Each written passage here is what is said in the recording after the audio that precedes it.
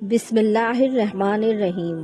عورتوں کو حیض کی سزا کیوں ملی؟ اکثر کہا جاتا ہے کہ عورتوں میں حیض کی ابتدا بنی اسرائیل سے ہوئی، جبکہ کچھ کہتے ہیں کہ سب سے پہلے حیض حضرت حوا علیہ السلام کو آیا، جو ان کے لیے اللہ کی طرف سے سزا تھی۔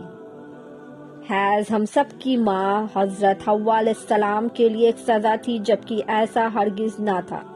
آج کی ویڈیو انتہائی تحقیقات کے بعد بنائی گئی ہے، جس میں ہم اپنے ناظرین کو قرآن و حدیث اور مستند روایات سے ان سب سوالات کے جواب دیں گے کہ حیض کی ابتدا کیسے ہوئی، کیا یہ لڑکیوں کے لیے سزا ہے، کیا یہ سچ ہے کہ حضرت حوا علیہ السلام کو سب سے پہلے حیض آیا، جو اللہ کی طرف سے ان کے لیے سزا تھی، کیا اس کی ابتدا بنی اسرائیل سے ہوئی، کیا بنی اسرائیل سے پہلے عورتیں حیض سے پاک تھیں؟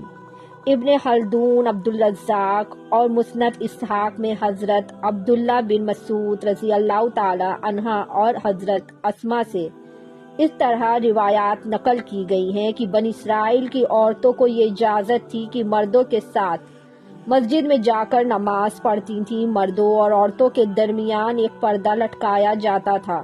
پھر ایک دن ایک لڑکی مسجد میں نماز ادا کرنے کے لیے آئی۔ وہ اپنی ایڑیاں اٹھا کر مردوں میں اپنے عاشق دوست کو جھانکنے لگی۔ اس کے بعد اس نے روز کا یہ معمول بنا لیا تھا کہ وہ ہر نماز کے بعد اپنے عاشق کو دیکھنے کے لیے ایڑیاں اٹھا کر دیکھا کرتی تھی، جس کی دیکھا دیکھی کچھ دوسری عورتوں نے بھی مسجد میں غیر مردوں کو دیکھنا شروع کر دیا۔ چنانچہ ان کو مسجد میں جانے سے روکنے کے لیے اللہ پاک نے ان پر حیض مسلط کر دیا۔ کچھ لوگوں کا کہنا ہے کہ یہ حیض کی ابتدا اسی دن سے بنی اسرائیل سے ہوئی تھی، جو کہ غلط ہے، کیونکہ مفسرین اس روایت کی تفسیر میں بیان کرتے ہیں کہ حیض کی بیماری معمولی نہ تھی، بلکہ بنی اسرائیل کی عورتوں کو مسجد میں گناہ کرنے کی خدا نے ایسی سزا دی کہ 4 مہینے تک مسلسل عورتوں کو حیض رہا، جس کی وجہ سے عورتوں نے مسجد میں جانا بند ہی کر دیا تھا۔ پھر عورتوں نے اللہ تعالیٰ سے معافی مانگی تو اللہ تعالیٰ نے عورتوں کی توبہ کو قبول فرما لیا۔ یہ عذاب عورتوں پر ختم ہو گیا۔ پیارے دوستوں، مستند اور صحیح احادیث میں بیان کیا گیا ہے کہ عورتوں میں حیض کی ابتدا روز اجل سے ہے۔ حیض کے حوالے سے 2 احادیث بیان کرتے ہیں۔ ان احادیث سے ثابت ہوتا ہے کہ حیض روز اجل سے ہے، نہ کہ بنی اسرائیل سے اس کی ابتدا ہوئی۔ حضرت عائشہ رضی اللہ تعالی عنہا حجۃ الوداع میں اللہ کے رسول صلی اللہ علیہ وسلم کے ساتھ حج کے ارادے سے نکلی۔ راستے میں انہیں حیض آ گیا تو وہ اس اندیشے سے رونے لگیں کہ اب وہ مسانک حج ادا کرنے سے محروم ہو جائیں گی۔ آپ صلی اللہ علیہ وسلم کو معلوم ہوا تو آپ نے انہیں سمجھاتے ہوئے فرمایا کہ یہ ایسی چیز ہے جسے اللہ تعالیٰ نے اولاد آدم میں عورتوں کے لیے لازم کر دیا ہے۔ اس حالت میں تم بھی وہی سب کچھ کرو گی جو حاجی کرتا ہے، صرف پاک ہونے تک بیت اللہ کا طواف نہ کرنا۔ بالکل اسی طرح ایک حدیث حضرت ام سلمہ رضی اللہ تعالی عنہا سے بھی مروی ہے۔ حضرت ام سلمہ بیان کرتی ہیں کہ ایک موقع پر میں رسول اللہ صلی اللہ علیہ وسلم کے پاس بیٹھی تھی کہ مجھے حیض آنے لگا۔ میں وہاں سے اٹھ گئی۔ آپ صلی اللہ علیہ وسلم نے دریافت کیا تو میں نے بتایا کہ مجھے حیض آنے لگا ہے۔ آپ نے فرمایا یہ ایسی چیز ہے جسے اللہ تعالیٰ نے آدم کی بیٹیوں پر لازم کر دیا ہے۔ ابن خلدون، ابن کثیر اور امام بخاری نے حیض کے موضوع پر ایک باب قائم کیا ہے، جس کا نام تینوں نے حیض کا آغاز کیسے ہوا رکھا۔ اس میں تینوں نے ہی حضور اکرم تاجدار کائنات حضرت محمد کا فرمان نقل کیا ہے کہ حیض وہ ہے کہ جسے اللہ پاک نے آدم کی بیٹیوں پر لازم کیا ہے۔ اب ہمیں اس سوال کا جواب تو مل ہی چکا ہے کہ حیض کی ابتدا بنی اسرائیل سے نہیں ہوئی، بلکہ اس کی ابتدا حضرت آدم کے ہی زمانے سے ہو چکی تھی، کیونکہ حضور اکرم صلی اللہ علیہ وسلم نے فرمایا کہ حیض کو اللہ تعالیٰ نے آدم کی بیٹیوں پر لازم کیا ہے۔ چنانچہ آدم کی بیٹیاں بنی اسرائیل سے پہلے بھی تو موجود تھیں۔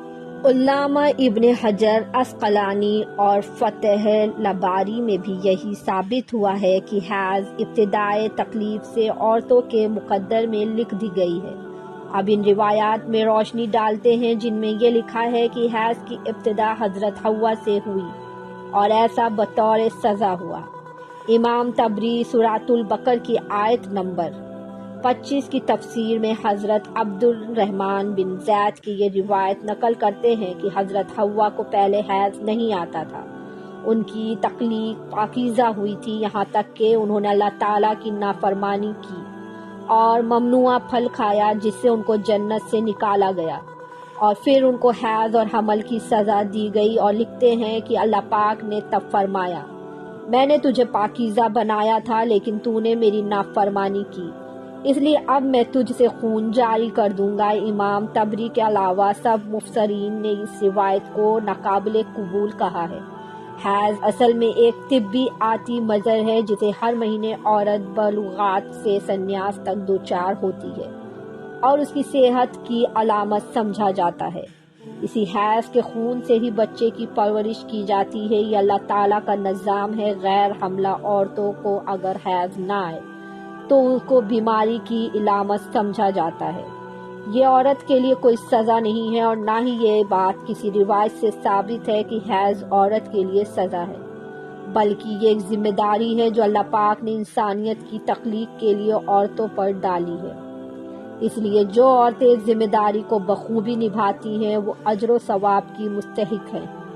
جیسا کہ حضرت عائشہ نے ایک دفعہ حضور پاک صلی اللہ علیہ وسلم سے سوال کیا کہ اے اللہ کے نبی، مجھے تو لگتا ہے کہ عورتیں پیدا ہی مصیبت جھیلنے کے لیے ہوئی ہیں۔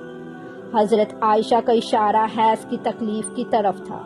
نبی اکرم صلی اللہ علیہ وسلم مسکرائے اور فرمایا، نہیں، بلکہ یہ ایک ایسی چیز ہے کہ جس کے ذریعے بنی آدم کی عورتیں آزمائی گئیں۔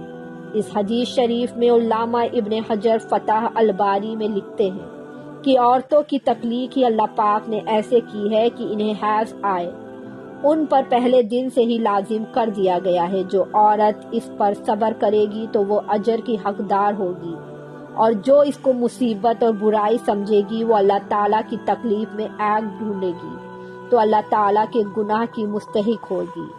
حیض اللہ تعالیٰ کی طرف سے عورتوں پر آزمائش ہے جس پر عورتوں کو اللہ تعالیٰ اجر و ثواب عطا کرے گا۔